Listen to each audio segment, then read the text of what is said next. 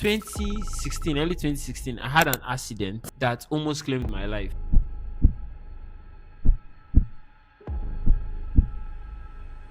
And it was at that time it just dawned on me what's really the essence of life. My dad was a civil servant and suddenly he wants to become a pastor. It quite annoyed me because I was enjoying the soft life. Indeed, I was called to my lead prayer. I knew that I was empty. I think that was the building point for me to be serious with God. When I was young, I always had dreams about the future, about what would happen to me in the future. I never really took cognizance of that. It always happened to me, and all of a sudden, it just stopped Mm. because of how lax I became. I just know I stopped having those dreams. Hi everyone, welcome back to my YouTube channel. My name is Shekaina Lawrence, and this is the Salvation Series. With me, I have a very special guest on my channel. He is a product designer and a tech enthusiast. I'm going to let him introduce himself properly. Hi guys, my name is Ayomide Komolafe. I'm a product designer and I'm interested in technology. I'm also a student in half first year. Yeah, Basically, love chess, love cars. Yeah, that's a good summary. Yeah, yeah. that's it. All right, so we are going to be talking about his salvation story.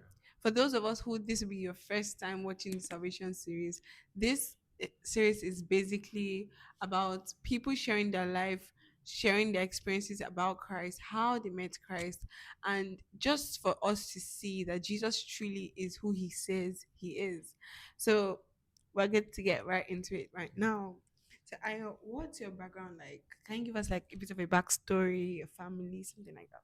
Okay. If I'm to go far back, I would say the first 10 years of my life, basically, my dad was just my parents were basically just civil servants, but Mm, at the time, I would say being in a typical religious home, having both as Christians, morning devotion, so it's just like a normal cycle.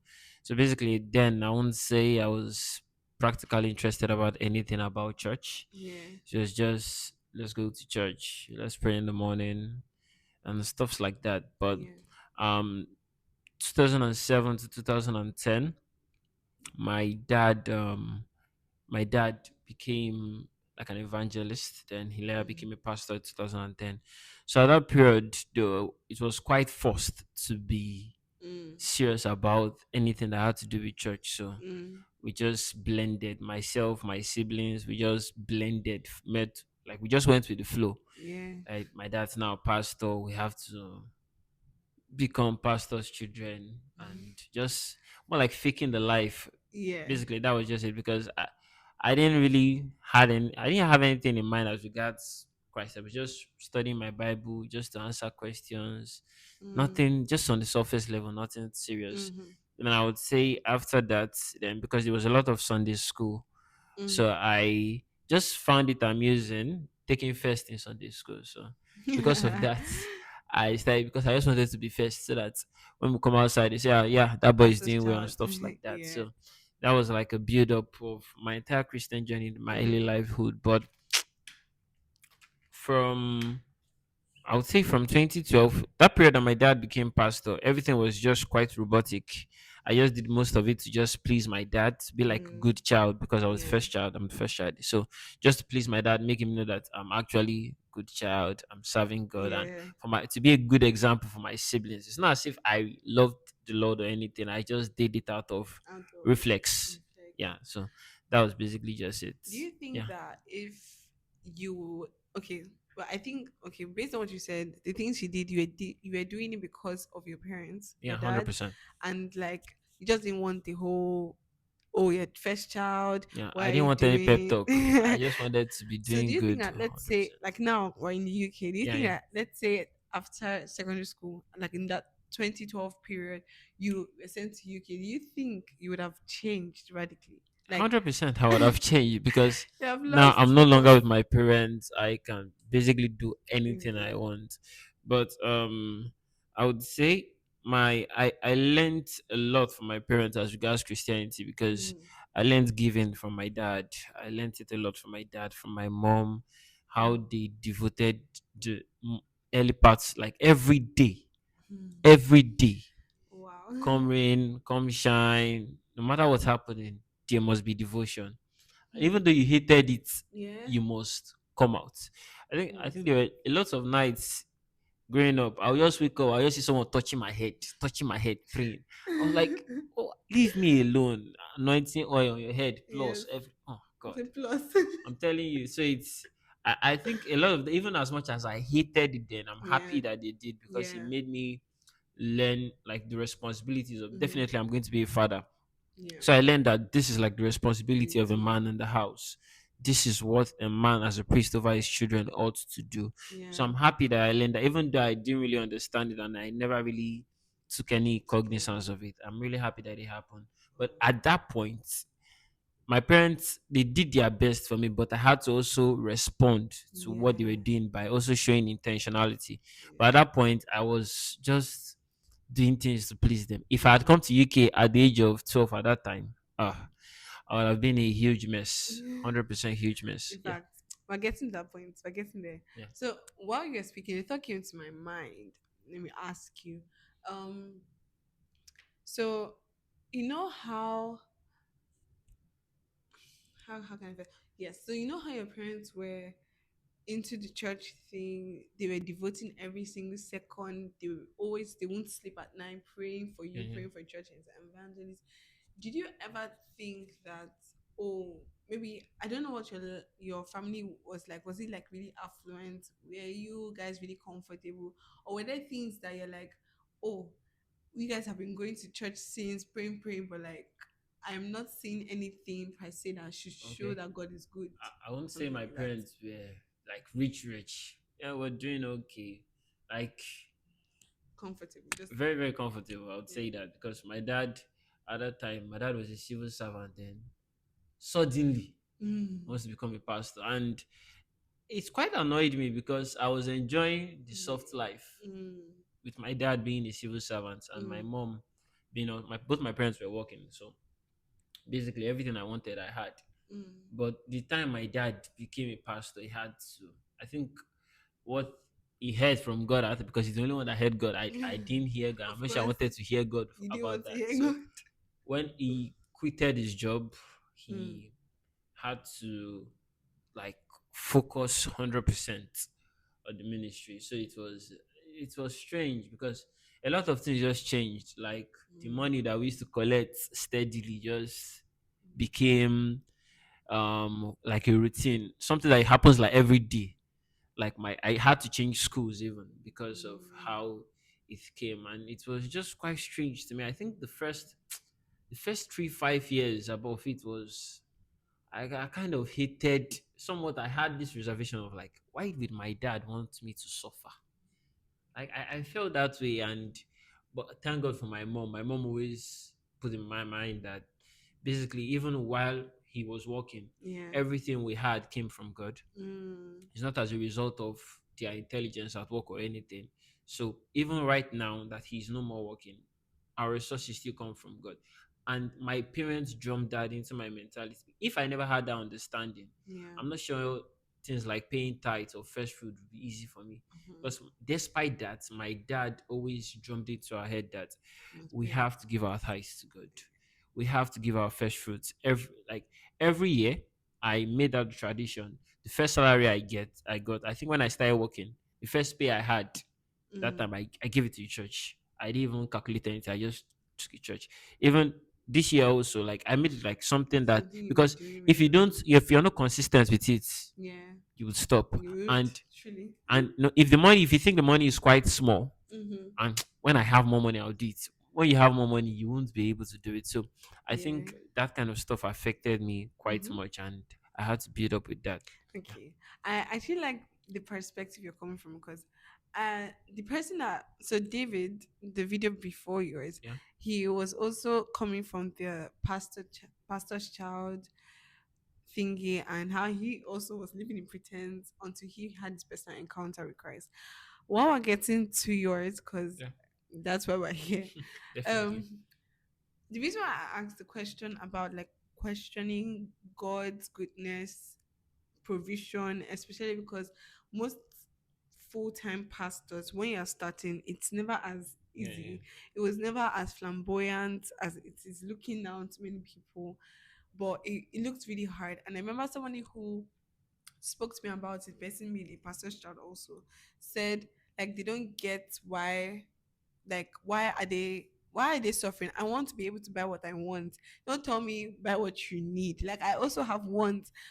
And the person was also like the person was like, maybe the Bible says love as you love yourself. Why are you not giving people more than you're giving to yourself and your True, true, family? true. And like, so when it came from that perspective, I think like something that I just wanted to just briefly talk about, because a lot of pastor students, especially the ones who went from a great transition, like from having so much to not having at all, many of them kind of have a secret resentment. And I don't want to talk, that's just finances. Let's not even talk about the church members True, true, themselves hundred that actually percent. used to traumatize people. It's very crazy because I think now my parents are doing very Mm. well, very Yeah, very well. They're doing well. yeah, Thank God for my mom. Thank God for my dad. They're yeah. doing quite well. Mm-hmm. Because I think at that time my dad, haba, my dad had he had one Heliox that I used to use, but now when he quit the job, the You Heliox left. slept. Everything Oh was my gosh. It was I now feel like you. as if the finances was now my mom, and it was. But I'm Yeah, really happy for the scary. kind of mother I had Mm-hmm. and the kind of wife my father had. Has So right. basically, I learned a lot from the relationship because Mm-hmm. basically, like coming to the UK makes you want to feel like 50-50. You have to do shit, but that's not the kingdom way. Mm. God is the source. God is our provider. Then Yeah, I think when both spouses understand that there is no conflict as regards how finances should work. yeah, So, but I'm really happy for my parents and how they, because aside the finances part, there are yeah. some members of the church, some that are Exactly. not so mature. I was When going the to pastor say that. starts increasing Yeah. and God is blessing him, some will start checking that maybe it's church money that he's using to, and Right. that stuff annoyed me a Of lot. course. Annoyed me a lot because I understand my parents. I understand how much they've Mm-hmm. sacrificed, how much they've Sacrifice. given for someone to not come and say it's church. It happened a lot.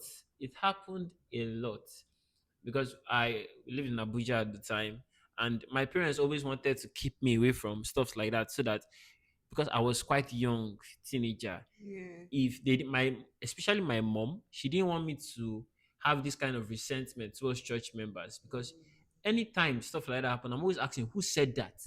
I just want to know. No, nothing much. I just want to know the person. That's Because so if I know the real. person, then I'll know how. But my mom, she made sure I never knew the person. Because I'm sure at that time if I knew the person, You would have been oh my so, god, I that's would actually have so real, acted up.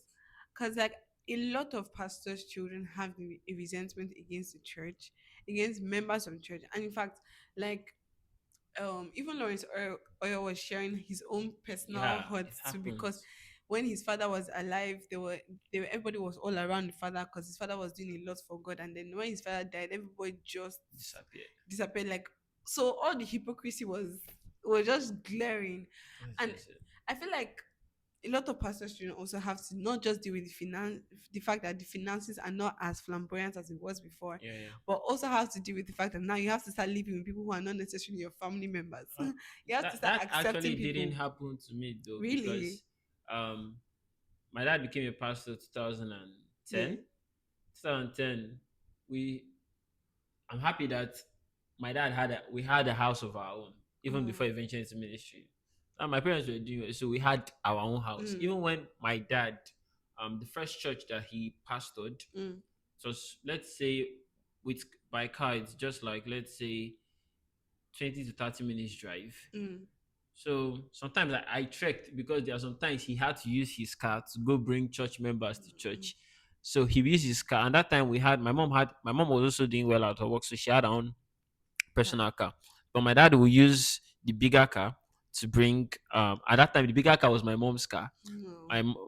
My dad was driving a car that looked like Toyota Corolla. My mom car was something that had like a hunchback. So he Mm, used to bring the church members to church. yeah. Then early in the morning, my mom, because my sister was very young at that time, so Yeah. she can't be fooling us early in the morning. So my sister will come with my mom. Yeah.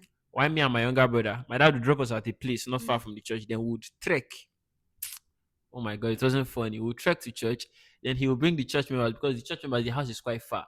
If they have to come on their own, their transport, discourage them from even And coming. then So he had to go down far to yeah. bring them. So I learned a lot from that man, and it made me understand that even while growing up, that church is a necessity. So Mm-hmm. being at home on a Sunday when church is going on, it became like a Yeah. taboo. My blood would just be itching me, Now you but hope. it's part of the whole mix, and I'm happy I learned through them. Yeah. And growing up, I just learned that people that had that thought process that pastors were taking from the church, it just explains their level of maturity. Yeah. And I never really felt that, and I'm happy that my mom never really I allowed me allowed to know it. those people because growing Yeah. up, if I even know them now, I just look at it. It's their thought process, nothing big towards it. Yeah. Yeah.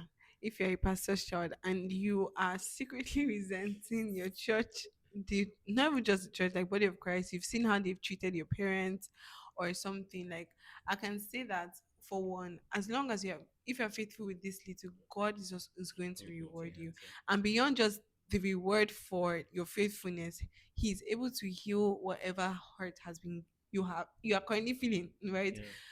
Before he would just be like, oh, I will let you to enjoy life. Like he wants to heal you first.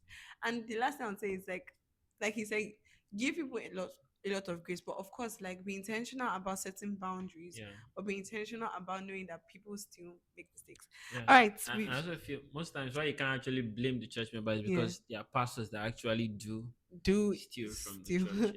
It's happened and there are countless people who times. have been hurt. God help us in Jesus' name. Amen. All right, so we've how so what was your life like before Christ? Like when you actually officially realized that okay, I'm out of my parents. I'm not gonna put on a facade. Like this is my real me. What was that real you? Okay. I think I left home. I was for university 2015. Hmm. And before 2015, everything was just Sunday school. And I think the fact that I was doing well as regards Bible knowledge, people felt that Yes, I was a yeah, good Jesus boy. Christian because that time I was doing well in Sunday school. I represented like the whole like the church at regional level. Yeah. Yeah, so it was. I don't think we. No, I represented them at the regional level, and it was nice. Like the whole church, we went to our region. Mhm. From your assembly church, you write exam, you take first. Okay.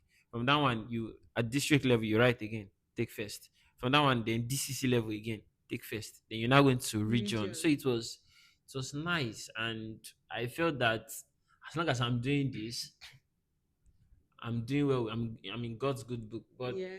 when I went to uni, Yeah. then everything just switched because I Mm-hmm. had opportunities to do whatsoever I want. I could do my first admission in university. I stayed with my uncle, Mm. so I was somehow restrained.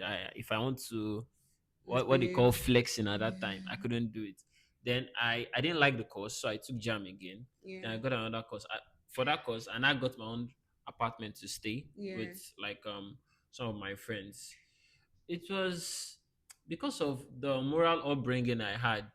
I never really I never really dabbled into things like smoking. That was too far for me. I felt that because the thought process I had that time, if you smoke, your brain will just knock and you will run mad. That's what I knew. That's what I thought because I had some of my friends that time that ventured into smoking and they didn't end up well with some psychiatric hospital, so it was crazy. So I always anytime that kind of thought just come, my brain will just remember the former things. remember and I had friends like being womanizing and stuff like that never really dawned on me because I just had this thought process. If you touch a lady, she'll be pregnant. And I was not I ready don't to have be a father strength. at that time. So my mind didn't even go I there. don't So have strength. that 2015 the university, what was my Achilles heel, what really held me down was that I loved secular music. Like I loved secular music. I don't Worldly or secular? you said? Worldly or secular? Secular worldly music. Let me say worldly. I loved worldly music. Mm. It was very very addicting to me. Like I loved it to a very high level because I can't go to parties, but at least I can do my own party in my house. I don't drink, but I had a speaker. I listened to Lil Wayne, Big Sean. I could sing their song word for word at that Yeah. time, and I was just in my own zone, and Yeah. I felt happy about it. I go to church at that time. I attended fellowship, my first year, second year. Then I think my third year, I felt I'm really happy for the fellowship I attended because I felt the leaders of the fellowship at that time they took a keen eye on me. They knew that I was faking it. They knew that I was faking it, but they let me be. They were following me steadily, steadily. Because my 100 level, I was playing drums. I came into the church Yeah. and I told them I could play drums. They were like, you could play drums. I was the only person in the fellowship that started playing drums without being a worker. Ah. I played drums from my 100 level to my 500 level. And from my 100 level, I was not a worker, but I played drums in church. And it was shocking because that guy is not a worker. Why is he playing drum? They said, leave him. I didn't know it was set up. But just, I loved the leaders of this church. They followed me up. I was listening to my worldly music. I was doing combined service, fellowship with my worldly music, come to church. And I 200 level. I'll never forget. The president of the fellowship asked me a question. All this time, I was still faking it because I gave my life to Christ 2015, but I was never really serious about it. Mm.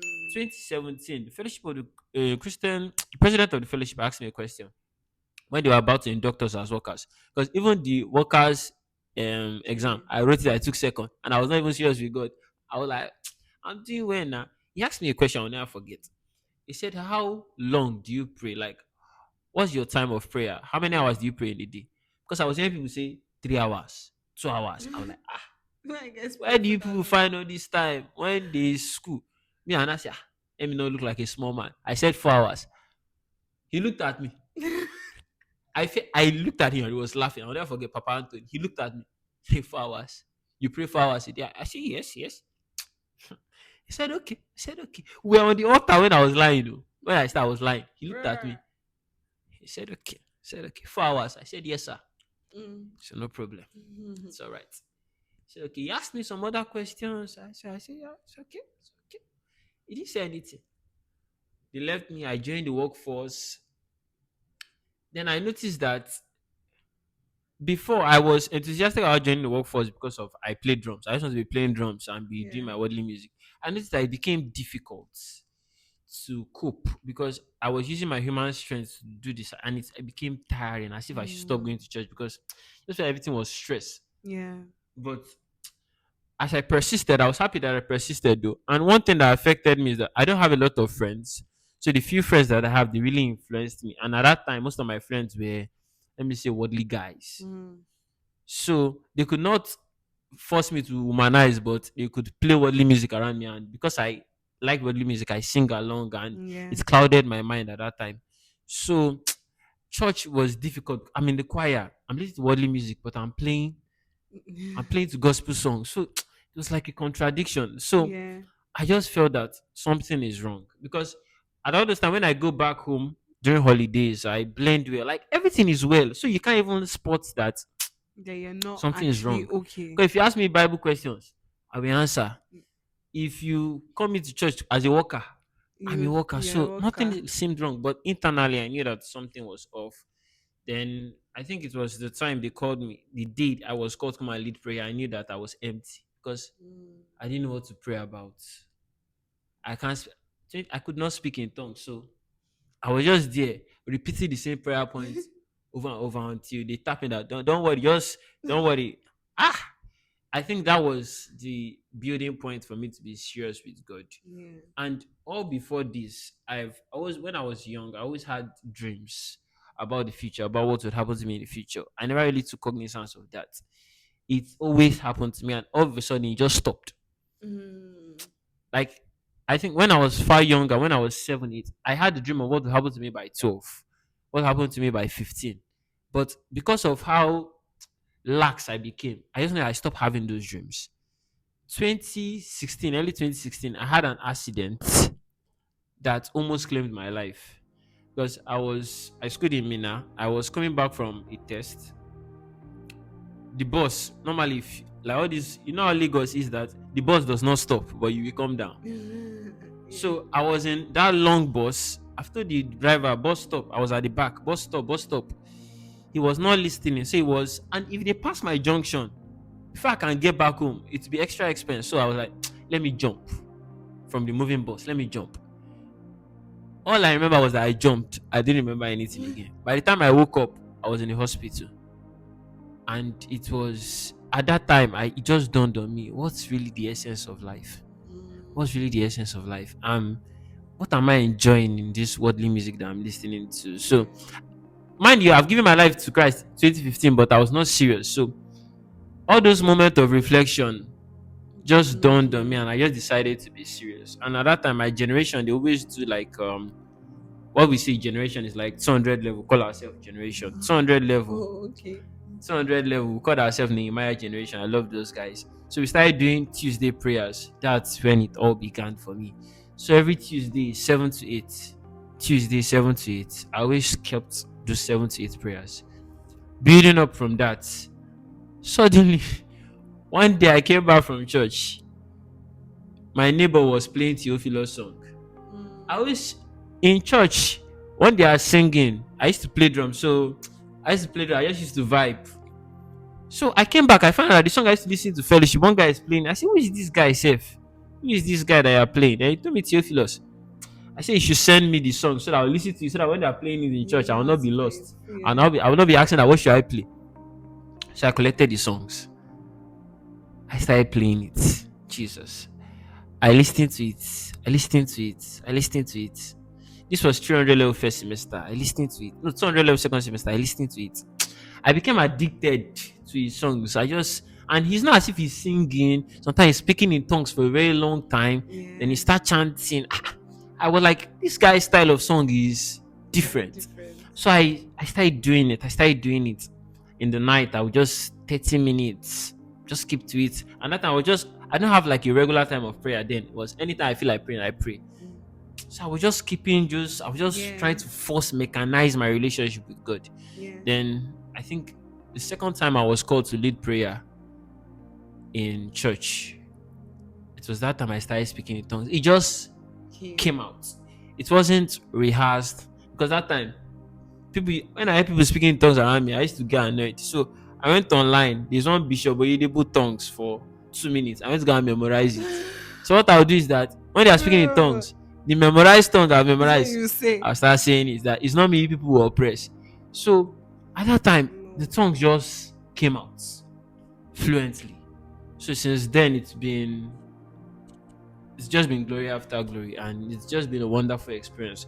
It's I really thank God for the fellowship. If I never really attended fellowship, I'm not sure my life would have been better. So it was just a mix of my personal devotion, a mix of what I learned in church, a mix of the brethren that I had at that time Yeah. that helped me just push. It was just like that push that I had in that time Then. to just start out my Christian faith.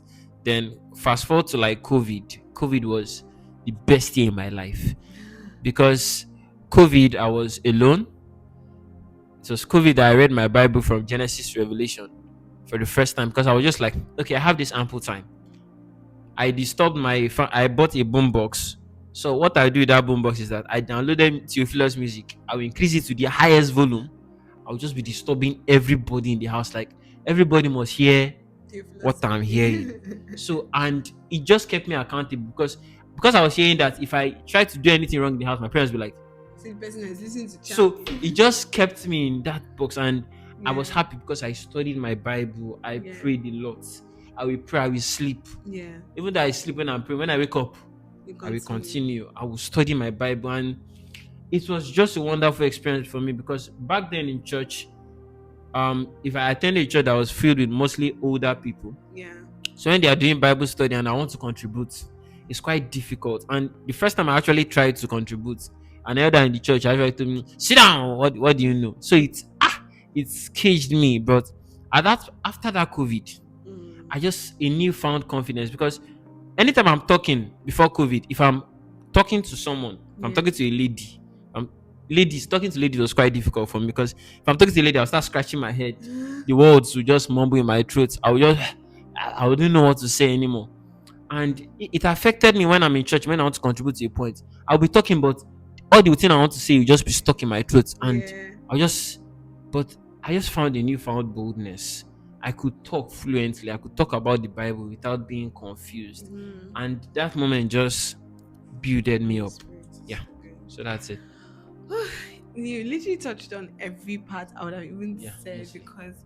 because like I like how you explained that your walk with God really started with fellowship, with you joining the fellowship, Yeah, yeah, really. yeah, And like you did not even think that anything will come out of it. And it just, for me, like, it just makes it very evident that if you choose to be in an environment, like you choose to be where yeah. God is merciful enough to still reveal himself to you. 100%. Like you don't have to like, the truth is like, God is very much aware of the state of someone's heart. Yeah, He's very much aware that, oh, like you're not in me, you're pretending and everything. But the fact that you chose to stay shows, okay, this guy is actually interested in me. He just doesn't know yet. yeah. Because like, why would you be drumming for church? They were not paying you. No. You're just exercising yourself. Yeah, we just Meanwhile, the people who are getting burning paid to calories. drum gigs in the club and everything, like, it just shows like the little things we do that we think that God doesn't consider as worthy or faithful, or Yeah. doesn't bring his interest. Those things are actually kind of the things that bring his interest. So like, now that you made this statement, like, so now, do you have like a moment where you'd be like, this is who I can, okay, this was the time that I know that I had a revelation encounter of who this of Jesus, and this is who Jesus is to me, and I can boldly beat my chest, because you lived in the north, so you know what it's like to be a Christian Yeah. in the north. I can boldly beat my chest. I'm like, I would stand for Jesus no matter what, and I truly believe that Jesus came, died, rose again, and he's coming back. I think in my uni 200 level, at that time students were dying like flies. Nobody was killing them. They were just dying. Someone would just be sick, die, wake up, die. It happened first time, second time, third time. Nothing's wrong with them. Oh. They'll be sick, you take them to the medic, they'll die there. Mostly Christian students. People were just dying. It was just like a wave of Yeah. something, was like death was just hovering over the school at that period. Ah, and that period like that, there are two times when I've noticed that people come to fellowship in school. Before exams, when exam is about to start, that is when people are in prayer mood, because when you know you've not read anything. And another one was when there's a serious problem in school. So at that time, people started coming to church, and I noticed that it was just different. Nobody wants to die. Nobody wants to die. And at that moment, at that time, I was not still serious with God. I was just still playing with God. And I noticed that what is actually the benefit of life if, at when push comes to shove, when it's time to leave the world, even when it's untimely or timely, you are not confident about where you're going to. That's when it just dawned on me, like, what's really the essence of life? What's really the essence of life? And at that time, I always had people around me that were saying the right things. It's just that my state of mind was not really serious. I had that time I didn't have a mentor. The person I call my mentor, we became friends like 2018.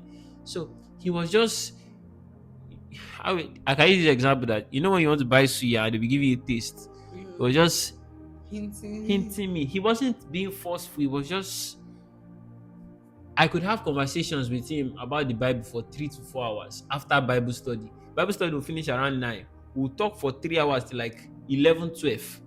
And he was ready to stay there with me and talk, for me to ask him questions. Because it's hard for a believer as you're growing, you don't have anyone to talk about your confusions about the Bible. So deaths happening in school, confusion about life, and not really having anyone to pour out to until I met this my mentor, and the guys are having fellowship. So when I spoke to them and they tried to put clarity for me, because that time I was quoting Bible verses out of Yeah. context. If I'm praying, I'll just be quoting rubbish that don't align. And I just know that there is more to God than what Yeah. I know. Like, it's the difference between knowing about God and knowing God. So I delved into prayer. And the thing about God is that whenever you're intentional, He's always intentional too. Yeah. So That's true. 2021, let me just break it down. Like, 2021 was actually the period that I would say was a season of my life that I knew if I was not serious with God, I would never be serious with God again. Mm. God woke me up 1 a.m. for like the space of 1 month to pray. At first, I thought it was to read book because anytime I wake up 1 p.m., I will just carry my book and start reading. I just know that the book was not entering.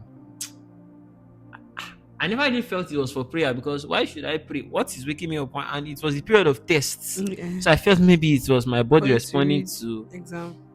until I shared with some people and they were, Baba, that's God pray. is Oh." free. God is So calling I knew at that period, if I had maximized that period effectively, my life would have been better. I prayed though, but I know I didn't pray to the measure that you were I needed supposed to. to. So that was it was that period for me to have like angelic encounter because at that time I could wake up in the morning, my body would just be tingling. Just something touching my head. Part of my body would be cold. That part would be like everything in that moment was just confusing. Yeah. And I was really happy that I delved into that experience because my eyes just opened to something different. I saw God as a person that was always ready to be intentional with me Mm. whenever I wanted to be intentional. Yeah. And I felt that it was that time it dawned on me that my father's spirituality, my mother's spirituality is not my spirituality. I needed to know God for myself because if my if all my security about God stemmed from my Your parents, because parents. I always felt that because in the school, because it's the north, I could be coming back from reading in the night around 1 a.m. and the roads are very dark and treacherous. I believe that my mother they pray for me, nothing will happen to me. Yeah. That's always how I believe. But it got to a time I just had to pray for Realize. myself because there are some situations I came across situations in university that I needed to make a decision and I had no time to call my parents to seek counsel about it. And I took some decisions in my life that if they were wrong, I would never be here. So that was just a pointer that God was actually God was working with actually me. working. Yeah. All right, so we've said everything that I even wanted us to talk about. You like we brought it, like you actually brought it up, and I'm so glad. So the last thing I'll say, and this will be quick, Okay. is can you give? Okay, wait, two things, Okay. but they'll both be quick. So the first one is, you know how you just talked about your experiences and like waking up in the night and everything. So many Christians used to um okay, for example, you hear someone like Apostle Aaron Yeah. and he's talking about his life, how God transformed his life, how many times he prays. And I know that God is not after the length of prayer, Yeah. but he's after the effective prayer. But then the length of prayer with effective prayer is a good thing to take. Yeah. But basically when you hear people like that and your story and then you hear that some people that feel overwhelmed with pressure or feel like they're trying to like this is not it's not doing the way you guys are saying it is doing and they're like okay I know that I have to put in effort I know I have to sacrifice but like is God not seeing this sacrifice I'm trying to wake up consistently like let's say 2 a.m to pray for 30 minutes and it still feels like oh nothing is happening but then what I'm hearing is if I do this consistently God will answer or God will show so what would you say to that person? And then Okay. after that, you can just say a word to the world, and then Okay. we are done. I think as regards relationship with God, you just have to be intentional. You just have to be intentional. No one's formula works for everyone. Mhm. Like if I'm saying I pray 1 hour a day and I've kept that for 10 years, that just shows how committed I am. Far beyond intentionality, that just shows how committed I am. And if I'm telling you that that's how my work with God has been, and I'm suggesting to you that you can also do that, Yeah. the onus is on you if you want to venture into that part. The thing is that the first time I prayed, because I came from a praying background, if I would say CAC, and I grew up with my parents praying. They pray, they pray. I was like, are you little yet? The word is not as hard as As you guys are making this to be thing. praying, praying, praying. Our devil is not sleeping. Like, why are you always praying? Why are you always praying like that? And it's until I grew up I found out that you have to pray. But I look at it like this. I'm a kind of person, I'm very, very critical. I'm very, very investigative. That's Yeah. why I don't have many friends. Any person that I call my friend self almost have fought a lot. So I look at my friend, like I've never really dated someone, but I have friends that are in relationships, and I use their relationship to get my own points and balances. I looked at one of my friend, he's dating this particular girl that like they are very, very serious. And I look at how they talk. They can talk about useless things for hours. You will see him putting his leg in the ceiling. He put his leg here, holding broom. Things that don't make sense because he's in love. And I put it in a similar way. When you're in love, time doesn't matter. When you're in love, you could talk about the most useless, less Things. important thing in the world to someone Really. that, because it doesn't really matter about what you are doing, it's the person you are doing it with. That's real. That's just it. So I look at that kind of relationship with prayer. And most Mm-hmm. times prayer is not, as we know, prayer is not to get results, it's just to build a relationship with God. Mm-hmm. Most times when you find prayer difficult, it's because you've not given yourself to it that long. And the thing is that it's procedural. It's, you can't just start praying 10 hours in a day when you've not done 5 minutes consistently. Where do you want to get the energy from? It's just like you've been watching the flesh doesn't want you to pray. I'm telling you, the flesh will never want you to pray. And even though the flesh, you later beat the flesh to play, the flesh will not want you to pray correctly, want you to pray amiss. So there are always It's things always fighting something against you. You fighting. just have to be intentional about it. I feel if you're someone that wants to venture into prayer, I myself still find my difficulties in prayer. To be consistent with prayer is not something I've mastered. Sometimes I want to, like, I joined a prayer group Mm-hmm. since like last year or 2 years ago. Every day we must pray at least 1 hour. I've not kept that. It's not every time I join the prayer, but at least a day, I must put in my own quota of prayer. I've dedicated myself that worst case scenario, at least 30 minutes I must pray. That is my own benchmark. 30 minutes. But 30 minutes prayer cannot build for, you can't use 30 minutes prayer to say you want to be 100% effective in this Christian race. You can't do that. Great men in the Christian faith, they Yeah. don't do 30 minutes per day. I'm just going to be real with you. But you have to start from somewhere. Yeah. The first time I did a stretch prayer, it wasn't funny because I was always checking my time. And the thing is that you have to start with people. You have to find people that There's share people that that will kind of share, that understanding will with you. help you. So, because when you see that you are tired and you see your friends still praying, it encourages you to want Yeah. to pray more. Pray more. I built my prayer life amongst a company of people. Company of So that's people. what helped me out. And if I would say anything to anyone struggling in prayer, don't pray alone. Find people that you can People that you partner can with and partner pray, with because to when you do pray. it alone it's very, very difficult. But when you have people, like, just have a community of people you study the word together, community Yeah. of people that you pray together, Yeah. it's easier that way. But if you are alone, ah a threefold cord is not easily broken. Being in That's true. isolation makes it fast. So my encouragement to anyone out there is just try to be honest with God. Just be sincere. When you try to fake it, it becomes very, very difficult. So yeah, Yes. that's it. So we've come to the end of today's video. Thank you so much, Ayo. I know that there have been a lot of things that have been said in this, but if you see, like, through all the videos that we've done on the salvation series, you see that we all end on the same note, that God is interested in a Yeah. relationship and God just wants us. So I know that sometimes when you hear 10 hours prayers, it sounds like, oh, I have to go sit down, do 10 hours now so that God will know that I'm here. I'm No, serious. like, no, that's not how it works. Like he said, that when you're in love, you just find that you're spending time with this person and you do not even know. So the main thing that we're all saying is chase love, chase God's intimacy with God. We would see you in the next video. But can you tell them to like, share, and subscribe? Please do like, share, and subscribe. Please do. Thank you. Bye, guys. Bye, guys.